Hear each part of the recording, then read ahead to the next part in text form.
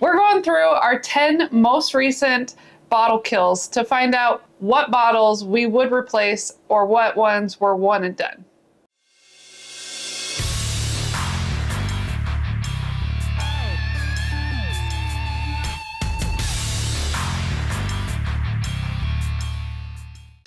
Hi friends, I'm Laura, this is Troy, we're Baker Drinks, and these are the 10 bottles we've recently finished that maybe we'll replace, maybe we won't. Let's get to it. Yeah, so first off, we share a lot of whiskey. We share more than we drink, so these bottle kills sometimes come a little quicker than you'd think. So I've got the Old Ezra 7-year bourbon whiskey barrel strength. I mean, it's a pretty good bottle. So the price has gone up on that. When we bought that bottle, it was around $60. I think they're more like $85 now. And like Laura said, it's really good. It's just not memorable. We didn't reach for it often. And I know a lot of people out there love this bottle, and it's a good bottle. But for us, just the fact that we kind of forgot about it for long periods of time on the shelf. And then we'd go back to it and still forget about it the next day. So it just... Yeah, I think that was a one and done for us. One and done. If you watch any of our content, this bottle's been on a few lists, usually in the overhyped or we don't want to buy it or that sort of a list. And you know what? It's going to be on that list here too. It's the Smooth Ambler Contradiction. It's a 4-grain. You know, we've heard a lot of people tell us that they used to have some really good MGP juice in there that was like aged and, you know, they were to die for. We honestly, we bought this bottle because we saw it on the shelf in a lot of other whiskey tubers videos sitting right behind them. You know, the elephant on the barrel, it looked really cool. We're like, man, that must be good. Let's get it. We got it. It's okay. It wasn't our cup of tea. We ended up sampling most of this out. Some people that we shared it with liked it. Some people that we shared it with didn't like it. And that's fine. Everybody has their own palate. But for us, this guy was a one and done. We will not be replacing that. Okay, next one. Very cool bottle. I mean, look at that. Very fancy glass topper with a cork that's broken. So I won't pull it out. But this is the Coalition Kentucky Straight Rye. It's barrel proof at 108.8 proof. It was pretty good. It was a good rye, good flavor, good proof point. We liked it. Yeah, very cool decanter style bottle, which kind of draws you to it. I think it's coming in at right around $100, like maybe 80, 90 to 100, 110. So it's on the pricier end. It's interesting because it's a 100% rye, and it's very viscous. Like, it's just thick and has good flavor. But again, we've been drinking that bottle for almost 2 years, and we just finished it. And honestly, we finished it in a blend. Yeah, it was good. It was spicy and rye forward. It was a good bottle. It just wasn't worth the price, in our opinion. Yeah. And honestly, I think I'd have to hunt for it to find another one, and I'm not willing to hunt for it. So it was good for once, and now it's gone. One and done. So this next one, it's not even available around us. This is the KO Distilling. We got this from Sealbox. I think it was $40. I feel like it was a pretty good price. This is the Bottled and Bond Distiller's Reserve Straight Rye Whiskey. It is a single barrel. I don't have anything bad to say about this bottle. It's just not available near us, and I don't feel like I'm going to order another one off of Sealbox and pay shipping to have it sent here. So this guy is a one and done for me. Nothing bad about this. This is good whiskey. Yeah, especially for the price if you don't have to add on $20 of shipping. Next, I've got John J. Bowman. If you watch our live streams or any live stream that we jump in on someone else's, this is usually what's in my glass. It's 100 proof, and I love it. Will we replace it? Yes. Have we replaced it? Yes. Do we have 2 backups of that bottle right now? Yes. Yes. It's not easy to find around us, so when we've seen it, we've picked up one. This is one that I plan to keep on the shelf. I very much like it, and it's around $50, so also a good proof point or price point. Yeah, as long as we can find that bottle, it's always going to be on the shelf. All right, so this next one, I like the brand. It's from ASW. It's the Fiddler, which I also like the Fiddler. This guy right here is Amburana finished, which I also liked, but Laura didn't like it.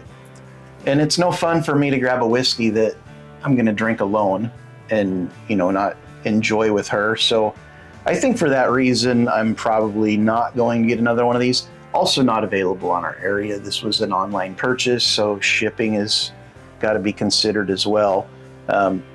I've shared some of this with subscribers and people watching our live streams. It's been in some of the flights that we send out.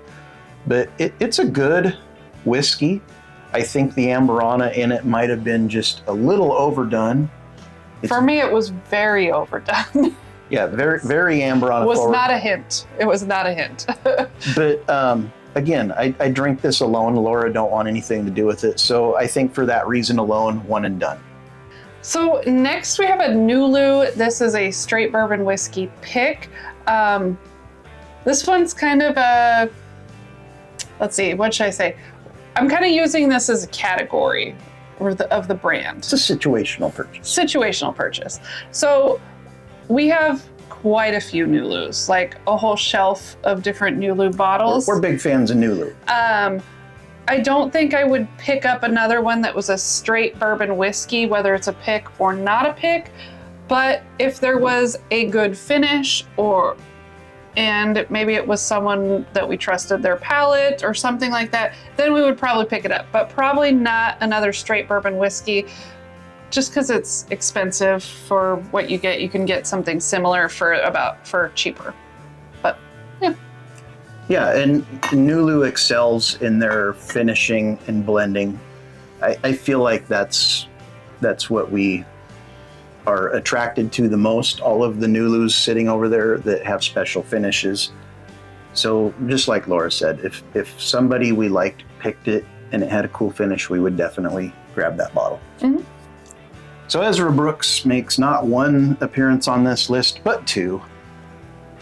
This is the Ezra Brooks Cask Strength. So I don't know, about a year and a half ago around Oregon, it seemed like every liquor store got a barrel of this. They all picked them. But these are 120 proof. Pretty good whiskey. I think they were coming in about $45. Also a pretty good price.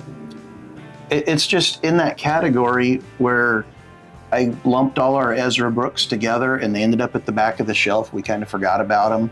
We didn't drink them for a while. Like I said, it took a year and a half to finish this bottle. And I don't see a ton of these around anymore. So I probably don't think we will replace it. I think it's a one and done. Good whiskey though. I've got nothing bad to say about it. Just not anything I'm going to go out of my way to look for. I'm going to say it's a maybe, just because of the price point and, 120 proof picks. If we saw it again in Oregon, where the price is better than Washington, and we just felt like spending money, then it's a possibility.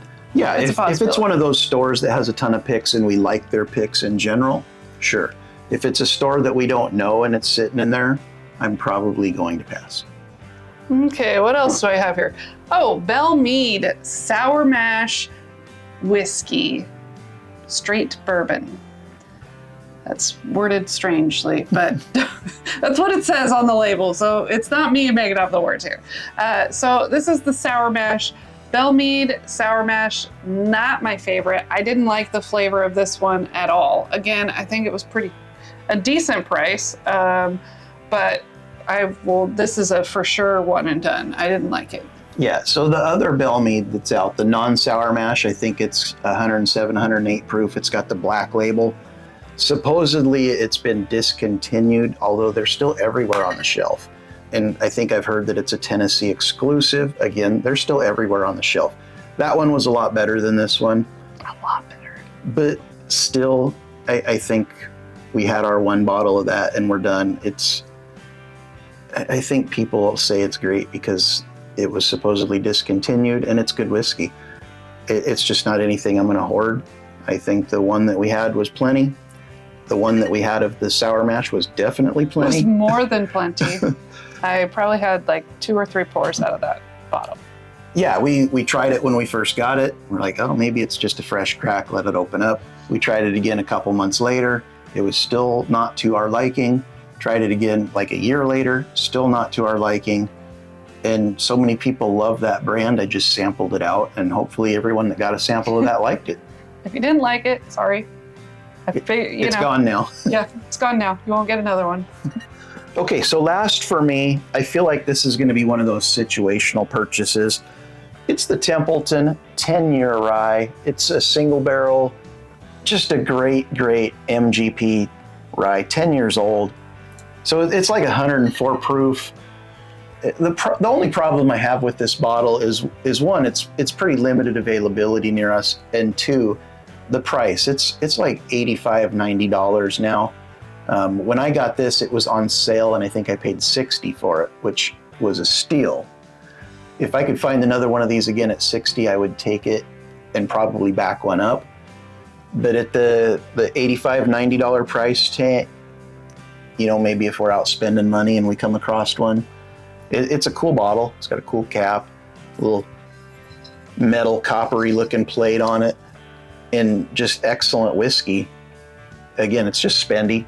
And currently with Bulleit putting out a 12-year at $55, it's hard to go with one that's more expensive. So yeah. When the Bulleit one is so good. I don't know how available the Bulleit one is going to be in the future, if they're going to do more releases or if it was a one and done thing, but that one would be the one I'd go for over the Templeton. But if it's not available, then I'll probably go back to the Templeton. Yep, so 10 bottle kills here. One is a definite buy and backup. 1, 2, probably 3 of them are going to be situational buys, and everything else for us was a one and done. Let us know in the comments, what have you killed recently, and are you going to back it up, or was it one and done for you? Thanks for watching. Cheers.